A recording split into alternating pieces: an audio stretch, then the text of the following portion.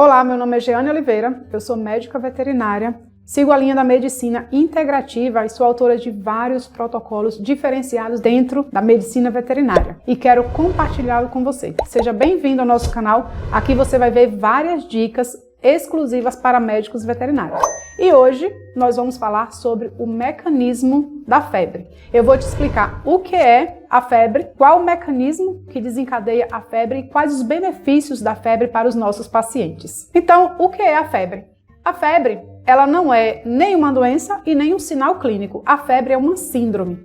Síndromes são vários sinais clínicos desencadeados por algum fator ou por mais de um fator. A febre constitui uma resposta do sistema imunológico a uma agressão, seja agressão por bactérias, por vírus, por toxinas ou até por variação hormonal. A febre é uma resposta integrada do sistema endócrino autônomo coordenada pelo hipotálamo.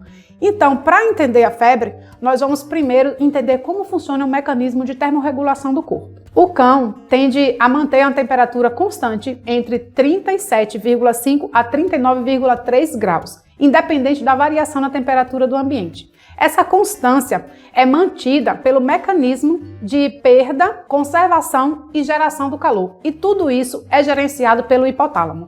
Vamos ver como isso funciona. O hipotálamo é formado por centros de células nervosas. Cada centro desse tem uma função.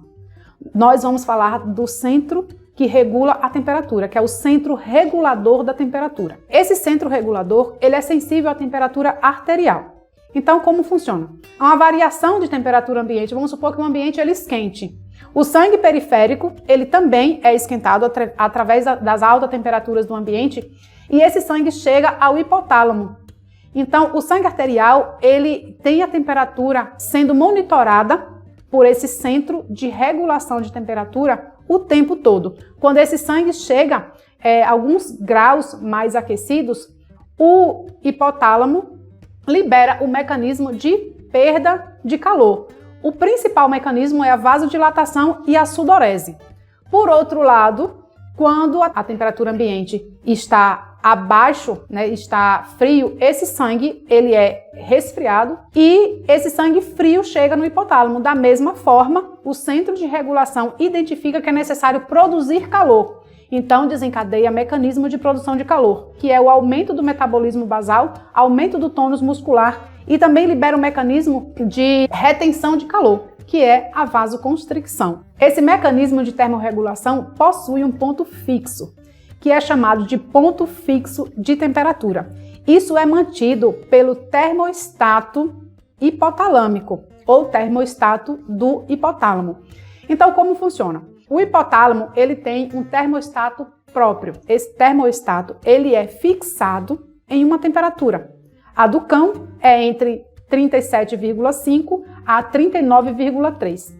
Então, com o termostato ali, independente da variação de temperatura, a temperatura do corpo tende a se manter nessa variação, entre 37,5 a 39,3. É claro que isso tem um limite, né? Esse termostato controlado pelo hipotálamo, em casos de febre, continua sendo efetivo. Em casos de febre, a termorregulação continua atuando. O termostato do hipotálamo, ele atua durante a febre. Porém, esse termostato, ele é deslocado para um nível acima, para um grau a mais e mantém-se fixo ali. Então, você médico veterinário não precisa se preocupar tanto com a febre do seu paciente, achando que a febre é um aumento de temperatura descontrolado do corpo do paciente. Não, está tudo programado e o corpo sabe o que está fazendo. O termostato, devido a invasores, o termostato ele foi alocado a um nível acima da temperatura normal. E o corpo vai desencadear um mecanismo de aquecimento, de produção de calor e conservação de calor para que essa temperatura atinja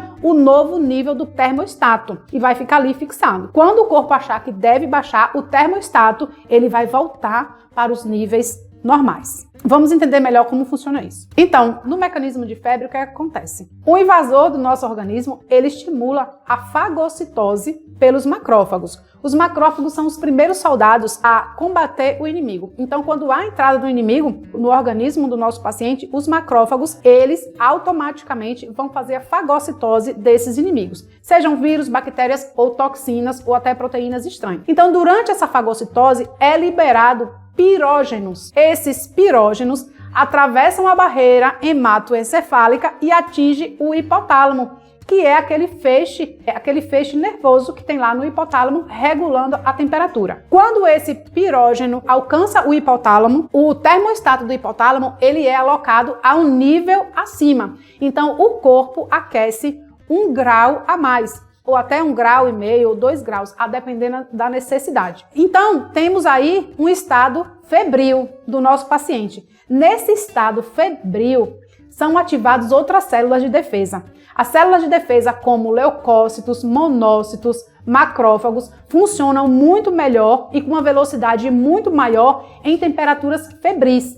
Então, veja aí o primeiro benefício da febre. É no estado febril que as células de defesa funcionam muito melhor. Essa célula de defesa, ela tem uma ativação maior em estado febril e uma atividade maior também. Então, quando essas células de defesa, que são os leucócitos, monócitos, começam a trabalhar, elas também vão gerar pirógenos. Esses pirógenos, gerados por essas células em menor quantidade do que os macrófagos, esses pirógenos eles vão novamente atravessar a barreira hematoencefálica e novamente o termostato do hipotálamo ele vai ser alocado a outro nível acima. Então aí temos o estado de febre, saímos do estado febril e iniciou agora uma febre. E a depender da quantidade de leucócitos, monócitos, a depender da quantidade de células de defesa que estão ali trabalhando naquela infecção, vai gerar mais pirógenos. E, consequentemente, esses pirógenos vão alocar o termostato em um nível acima. E aí temos a febre forte. Então, quais são esses pirógenos? São encontrados no organismo do nosso paciente a interleucina 1, que são os pirógenos. Interleucina 1, interleucina 6, fator de necrose tumoral, interferon, tanto o alfa quanto o beta, fator de proteína alfa inflamatória e outras moléculas que são consideradas pirógenos. Então, você já entendeu que a febre ela é controlada pelo sistema imunológico, ela é programada pelo corpo, né, e que o termostato está lá afixado em um ponto fixo e aquela temperatura ela vai aumentar até esse nível e não vai passar daí. A temperatura ela vai sair dos 37,5, ela pode aumentar até 41, 42 graus programado pelo corpo. Então você não precisa ficar desesperado em ver o seu paciente em estado febril, primeiro, porque o estado febril é benéfico, né? O sistema imunológico está agindo, e segundo, é programado, tem um ponto pré-fixado. O que você vai fazer é manter o seu paciente estável para que ele passe a fase da febre. Quando o ponto fixo da temperatura é alocado para cima, o corpo desencadeia um mecanismo de geração de calor e conservação de calor. O principal mecanismo de conservação de calor é a vasoconstricção. E o principal mecanismo de geração de calor é aumento do tônus muscular e aumento do metabolismo basal. Com o aumento de 1 grau, a cada 1 grau que o corpo tem que aquecer durante a febre, o metabolismo basal ele tem que ter um aumento de 10%. Então, 2 graus, 20% no metabolismo basal. 3 graus, 30% no metabolismo basal. E daí começam os efeitos colaterais dessa síndrome.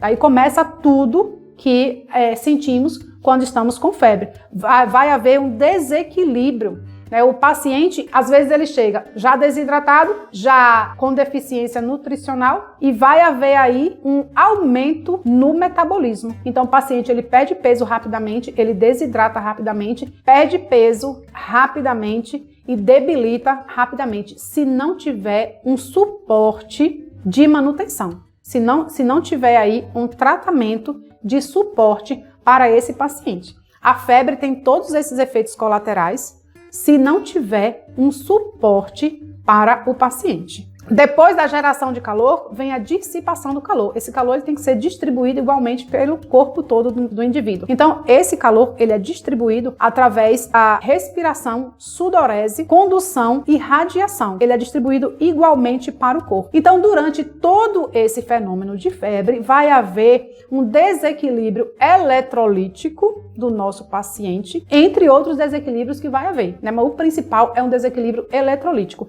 Vai haver aí um gasto maior de energia.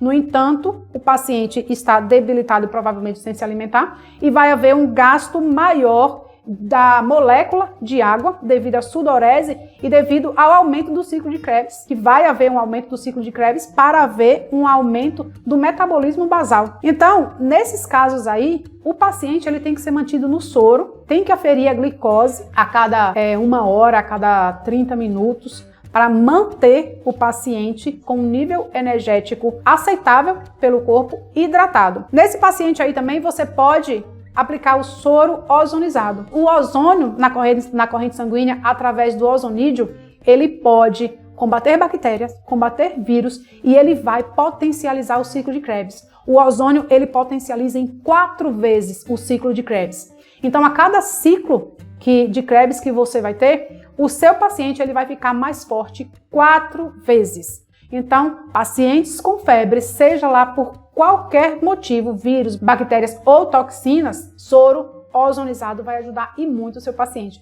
Mas isso é tema para o próximo vídeo. Eu vou te explicar no próximo vídeo de como fazer o tratamento de suporte do paciente com febre. E se você gostou desse conteúdo, deixe o seu like, comenta aí se tiver alguma dúvida, se inscreva no nosso canal e clica no sininho para não perder nenhum conteúdo.